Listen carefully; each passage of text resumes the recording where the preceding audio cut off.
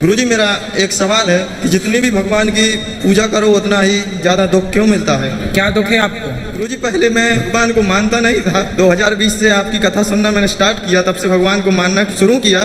तभी से गुरुजी हमारे जीवन में एक दुख खत्म नहीं होता और दूसरा आ जाता है। क्या दुख है? दुख तो बताओ।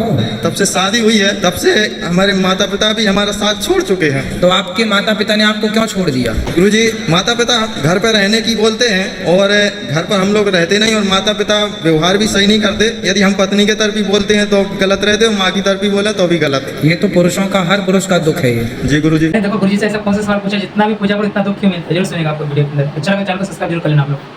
ये इससे दुख, शादी हो गई कितने साल हुए? 1.5 साल। अभी शुरुआत है। सब्र रखो, सीख जाओगे सब। सुनो, तो आप माँ से दूर क्यों रहते हो? पास में रहो, माँ की सेवा भी करो। माँ के शादी हुई 1.5 साल और माँ से अलग हो गई, ये क्या बात है? गुरुजी पास में रहते तो लड़ाई के बाद ज्यादा होता है। तो माँ की तरफ से लड़ाई होती है कि आपकी तरफ से, कि आपकी पत्नी की तरफ से? गुरुजी माँ की तरफ से भी होती है। माँ कुछ भी गलत बोल देती है तो मेरी पत्नी जो सीरियस ले लेती है। अच्छा, बात कराओ अपनी पत्नी से। पत्नी बड़ी सीरियस है आपकी।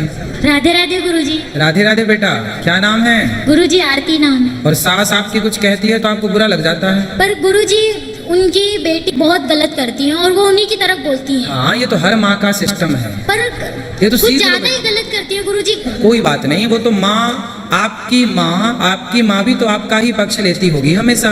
वो तो लेती है लेकिन इतना ऐसी को हर माँ का स्वभाव होता है। यदि स्त्रियों के अंदर से बेटी के प्रति इतना लगाव ना हो तो किसी बेटी का घर ही ना टूटे। उनकी जरूरत से ज्यादा लगाव के कारण ही तो टूट रहा है। आप भी बेटी हो, आपकी माँ भी आपसे बहुत लगाव रखती है। वो तो करती है। और अभी शादी के 1.5 साल हुए हैं और 1.5 साल में आपको सास में इतने सारे दोष दिखने लग गए। आपकी सास से आपको बेटा इतनी दिक्कत नहीं होनी चाहिए। घर घर की बातें हैं, परंतु आप अपनी सास की सेवा करो, सास के पास रहो। शादी हो गई उनकी, आपकी ननद की? जी हो गई है। तो वो यहीं रहती हैं कि ससुराल भी जाती हैं? यहीं रहती है। ससुराल वो अपने पति के घर नहीं जाती हैं? नहीं। फिर पति अलग अलग रहते हैं? अलग अलग रह रहे हैं दोनों। जी 4 बहनें हैं, उसमें से एक बहन है। उन्होंने मुझे बहुत गलत बोला है गुरुजी, मैं कभी भूल नहीं सकती। जब मैं शुरू में आई थी ना तब बहुत गंदा बोला था, मेरे लिए बहुत गंदे शब्द निकाले थे। अरे ननद है, ननद नहीं बोलेगी तो कौन बोलेगा? पर ये क्या बात होती है कि उसके लिए होटल पे रख दो, धंधा करेगी? ये भी कोई बात होती है क्या? कोई बात नहीं, सब परिवार की बातें इस कान से सुन के इस कान से निकाल देना चाहिए।